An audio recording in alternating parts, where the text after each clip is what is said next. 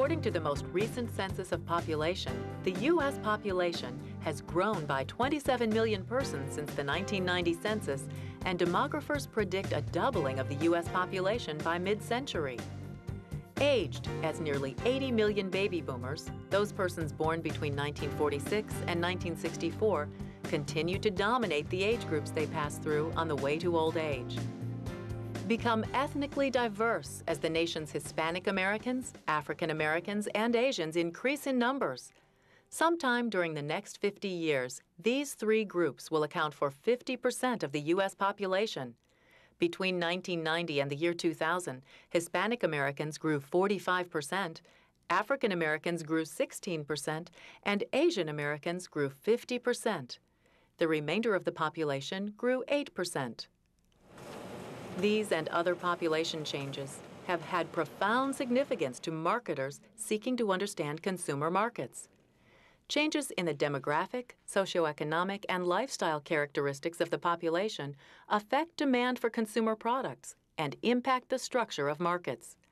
Many of the demographic characteristics are important segmentation variables and are used to define market segments. Demographic characteristics also interact with other segmentation variables, such as geographic, socioeconomic, and behavioral variables, to explain differences between consumer needs, wants, and responses to marketing strategies. Consider the baby boom generation. Between 1946 and 1964, they were a post-war baby boom, fueling demand for diapers and baby products. They are now a middle-age boom as they turn 55, 50, and 45.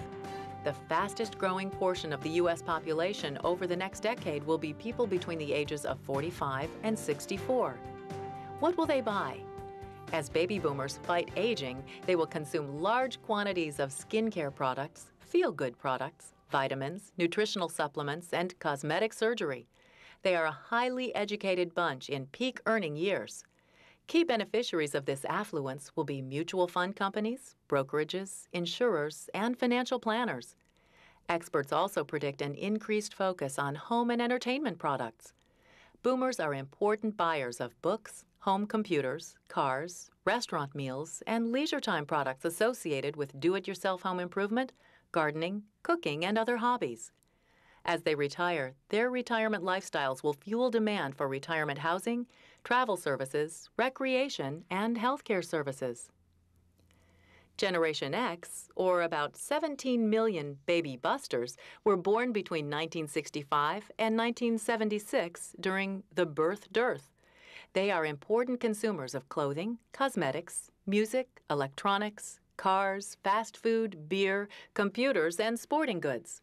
They are rebellious, cynical, savvy shoppers looking for good value. They favor hip-hop, rap, and grunge. They are individualistic, irreverent, and sassy. They are less restricted by traditional sex roles and care about the environment, quality of life, and personal happiness. As it turns out, this generation is a tougher sell than its parents. Generation X has been characterized as the generation that kind of grew up on a lot of marketing activities. So they tend to be skeptical of marketing efforts, wary, unpredictable in terms of their response to certain marketing efforts like advertising and promotions. I don't really trust any of the claims any companies make about their product. I'm extremely skeptical not only of marketing, but of just the media in general. Every product is not right for everybody. And so I want, cut the crap and just give me the straight line on something. You know, if this isn't going to work for me, don't try to sell it to me. Good marketing, when it's done clever and it treats the consumer like an intelligent person, I think the consumer appreciates that, and you know, the company gets rewarded. Age segmentation can help marketers get the right message and the right product to the right people. Born between 1979 and 1994 during a second baby boom, Generation Y is as young as 6 and as old as 21. Measured at around 50 million young people, Generation Y is over 3 times the size of Generation X and almost as large as the post-war baby boom generation of 76 million. The leading edge of this generation is in college, but most are in grade school, fueling demand for computers, educational software, toys, entertainment, and fashion. Generation Y is racially diverse, technologically sophisticated, and cynical. The internet is their medium of choice, and Mountain Dew their preferred soft drink.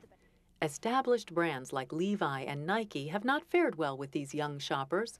Generation Y likes trendier fashions.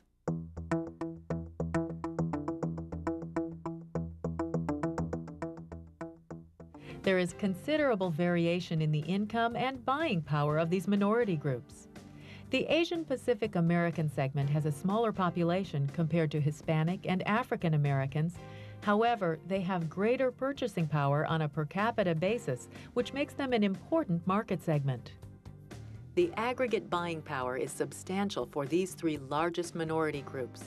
It's about $572 billion for African Americans, over $452 billion for Hispanic Americans, and over $253 billion for the Asian Pacific American segment. These diverse segments have different tastes and preferences, which makes it necessary for sellers to use different marketing strategies in order to effectively reach each segment. Projections suggest that the ethnic diversity of the United States population will be significantly different by the year 2020. The non-Hispanic white segment will have shrunk to less than 2/3 of the total population. The three largest minority groups are projected to be in excess of 100 million people by 2020, more than 1/3 of the total United States population. The Hispanic American segment and the Asian Pacific American segment are projected to grow faster than the African American and non-Hispanic white segments.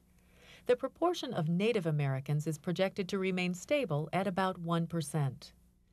Unlike other minority groups, the Hispanic group is identified not so much by its race as by its cultural values, language, and heritage. The Hispanic group is distinguished from other subcultures by its use of the Spanish language, its strong Catholic tradition, and its close family ties. Hispanic families tend to be larger and younger than non-Hispanic families. Parents follow traditional personal roles. Because they are younger, a greater portion of this population is in school. Some research suggests that Hispanics are more brand loyal than non-Hispanics. Tianguis in California and Fiesta Marts in Texas have taken advantage of this demographic opportunity and designed distinct marketing mixes.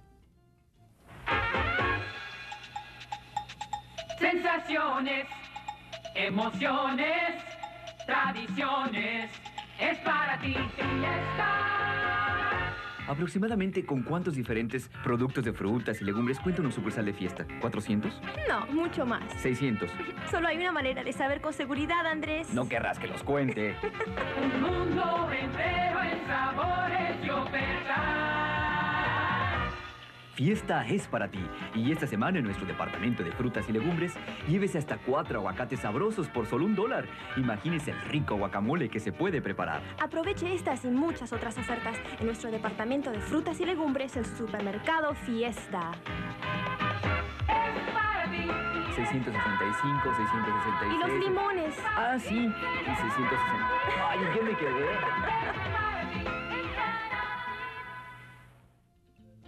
Spanish language advertising, as well as other languages, is just one part of the marketing mix that Fiesta prepares for its special markets. The 1980s began with an Hispanic population of 15 million people in the U.S., growing 7 times faster than the general population. That was when Hector Orsi left his home in Mexico City to launch an Hispanic division for a Los Angeles advertising agency. How are we doing? Well, we're doing really, really well. Well, when we started in 1982, we came to the realization that we had arrived at the beginning of the decade of the Hispanic, which was very exciting, and it was the first time that the Hispanic presence in the U.S. had ever been understood to be as pervasive and as important as it was at the time. Hispanic tastes and preferences influence the general population, and since 1992, salsa has outsold ketchup in the United States every year. By 1999, the Hispanic population was 31 million strong, pumping $300 billion a year into the U.S. economy. By then, most major corporations had awakened to the power of this consumer group. Accord Sedan del 99. ¿Quién dice que no puedes alcanzar las estrellas? One thing about Latinos is that they're quite accepting and tolerant and appreciative of people making efforts to get to know them. The Hispanic market in the United States is large enough that it can be segmented and niched every which way. So we have old Hispanics, we have young Hispanics, we have 18 to 25-year-old Hispanics. We also have a very large affluent group, so that as well as large groups that are middle and lower middle class. There are many things that they have similarities, which are language, music, love of food, love of family, spending time with your family. All of the things unite. It doesn't matter what country you come from or what ethnicity. The Hispanics come from more than 20 countries, and each one of those has a different culture and a different idiomatic expressions and different ways of referring to the same things. If we were marketing a product for Cubans or a Cuban product exclusively for Cubans, well, we'd be using a Cuban accent. We'd be using more than likely Cuban idiomatic expressions that nobody else would understand. We'd also be using a very high energy, high level of humor, because this is something more than likely, this is something that is very much understood and regarded by this part of the community. Other companies can take a lesson from La Agencia by studying and responding to emerging markets. Because of their quick cultural reflexes, La Agencia is well positioned for continued success. Hispanics are neither a fashion, nor a fad, nor transitory. Hispanics are here to stay.